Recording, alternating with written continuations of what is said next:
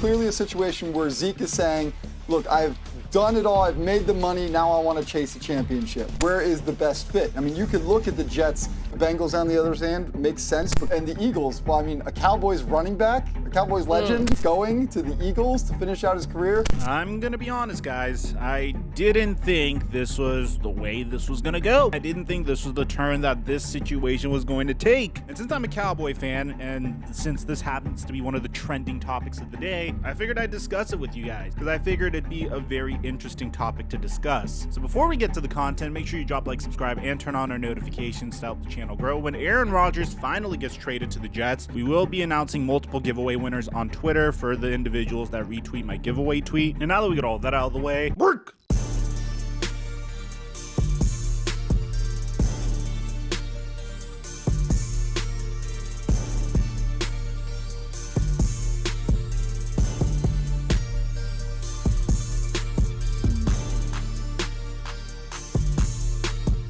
As to how we're doing financially so far. I've made $5,407 so far, but it seems like my followers have been having significantly more success than I have. For example, my man Just2K was able to make $800 by putting up $80. My man Anthony was able to make $1,250 off of putting up $50. And we're about to ramp things up because it's March Madness, bro. So if you haven't played Prize Picks and you want to make some money with us, all you have to do is go to Prize Picks, download the app, and use my promo code microphone, and they'll give you an additional $100 when you deposit $100. I post pics each and every day onto my Instagram story. I've been doing a lot of research on this recently to try to get us an edge. I've been learning a lot about this niche, by the way, and it's been a lot of fun learning about it, and I highly recommend it. It's a great way to get some action in some games that you may not have been paying attention to. So download Prize Picks and use my promo code microphone to get up to a $100 deposit match, and thank you, Prize Picks, for the sponsor. Mic check 1 2 1 2. What's going on, everybody? So for those of you guys that didn't know, about a week ago,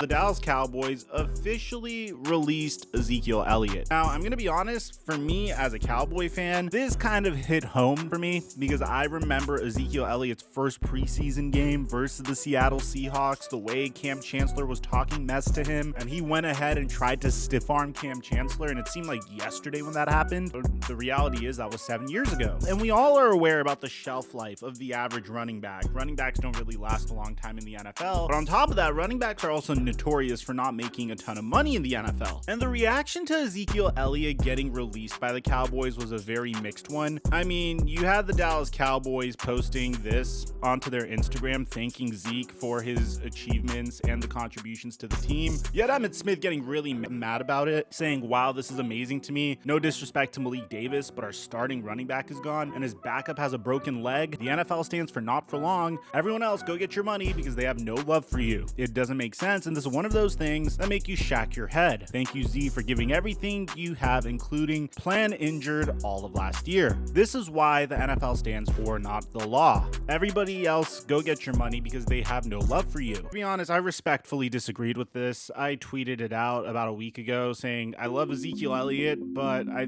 think Emmitt Smith is completely missing the fact that Ezekiel Elliott is the second highest paid running back in NFL history, not in Cowboys history, in NFL history. This man's made $70 million in the NFL, playing in a state with no state income tax. I think the Cowboys showed him a lot of love because paying him the contract extension that they paid him not only guaranteed this young man generational wealth, but essentially crippled any chances that the Dallas Cowboys had at winning a Super Bowl. If you want to make it to a Super Bowl, you need to manage your finances very efficiently. No team that is just randomly giving their running back $15 million a year annually isn't going to make it to the Super Bowl. In the past 20 years, there hasn't been a running back at that value making it to the Super Bowl. But when you combine that with the fact that Ezekiel Elliott has been naturally regressing, and although some people are saying he was playing injured, other people are just saying father time's catching up to him. At the end of the day, even if Ezekiel Elliott was prime Ezekiel Elliott at this point, it was in the Dallas Cowboys' best interest to move on from him because the amount that he was getting paid was ridiculous to begin with. This is nothing new to you guys. At this point, you understand that Ezekiel Elliott is a free agent and he might be joining a new team soon. Well, today he came out and made a decision saying what team he's the most likely to sign with. As a matter of fact, there's 3 teams. So according to Adam Schefter, and I'm surprised that this got this much publicity, the Cowboys running back Ezekiel Elliott has narrowed down his options about where to play. It's going to be the Eagles, the Jets, and the Bengals. And he would like to make his decision about where to sign by the end of next week, per sources. So right away, man, like, Cowboy fans are already drawing parallels. I mean, you don't even need me to tell you what the parallel is, unless if you're relatively young. But we've been in a similar situation to this about,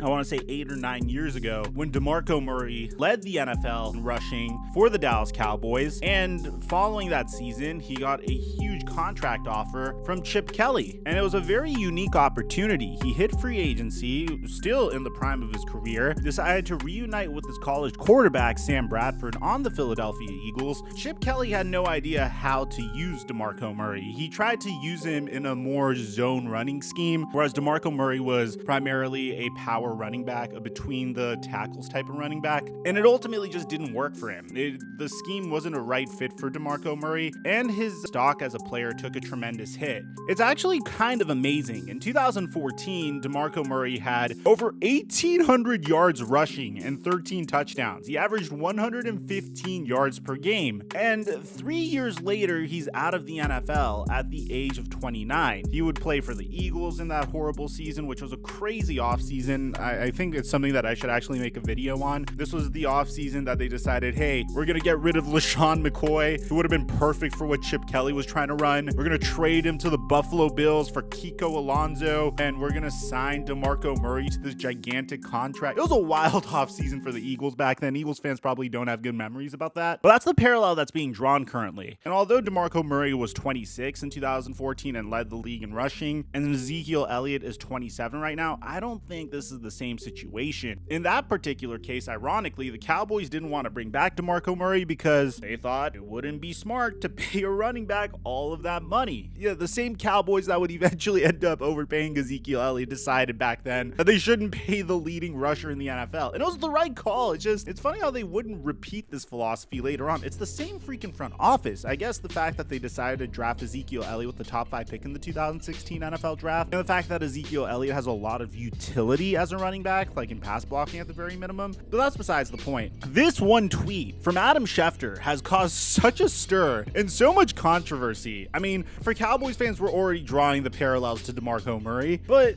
for the Bengals, the fit is pretty obvious there. He wants to return to wearing his number 15 next season, and if he plays for the Cincinnati Bengals, Cincinnati's very close to where he went to college. I don't know the exact geography. He went to Ohio State University. Maybe he has some fond memories there, but it's kind of interesting because the Jets currently have 2 running backs. The Bengals have Joe Mixon, so you have the Jets running backs actually saying that they don't want Ezekiel Elliott on the team, and I don't necessarily blame them. I mean, they already have a lot of running backs. It's like Breece Hall tweeted at Michael Carter saying, I think we good over here. Michael Carter, how about you? And Michael Carter said, agreed. Although Ezekiel Elliott going to the New York Jets would definitely give off a similar type of vibe as when LaDainian Tomlinson signed with the New York Jets once he was let go of the Chargers. No, I'm not saying Ezekiel Elliott is as good as LaDainian Tomlinson was, but it does have a similar type of flavor, if you know what I'm talking about. There's a lot of parallels you could draw here. I mean, Joe Burrow was at Ohio State University in 2015 when Zeke was there, so I guess they're kind of reuniting on the Bengals if he goes there. At the end of the day, I think the most likely destination for Ezekiel Elliott, and this is just a prediction of mine, for the Eagles it makes the most sense because they need a running back. So if Ezekiel Elliott wants to get a lot of carries, that's the spot he'll go to. He also gets the opportunity to face off against the Cowboys twice a year. I guess that's a lot of fun, but I personally just feel like he's going to end up on the New York Jets. It seems like every once in a while you'll see this one particular NFL team that just gets so much hype and so much momentum as a result of a crazy offseason that they're having. New York Jets seem like that type of team. I mean, they just traded Elijah Moore, which we have a video on. They're very much linked to Odell Beckham Jr. They're about to acquire Aaron Rodgers. You don't really need Zeke there in the same type of role that he was in 4 to 5 years ago. Just have him in there for third down situation, or for if you need to get 1 or 2 yards to punch it in the end zone, maybe for that situation, or just as a good pass blocking running back for Aaron Rodgers when he drops back. Warren Sharp also tweeted out this statistic. I don't know how I feel about it personally. Zeke's rush yards over expected in 2021, it was negative 0.11, which was number 32 out of 52. And in 2022, it was negative 0.26, which was 43 out of 48. Tony Pollard finished in the top 5 and the top 3 respectively for both of those seasons. So there's a lot of Cowboy fans thinking, well, we have Tony Pollard, so why does it matter? At the end of the day, man, Father Time's undefeated. You can really see it in running backs. I think in Ezekiel Elliott's case, I definitely expected him to have a little bit more in the tank than he currently does, but maybe he was injured. I definitely think it's worth the risk for any team that wants to take him on. By the end of the day, I think we're going to see Ezekiel Elliott as a New York Jet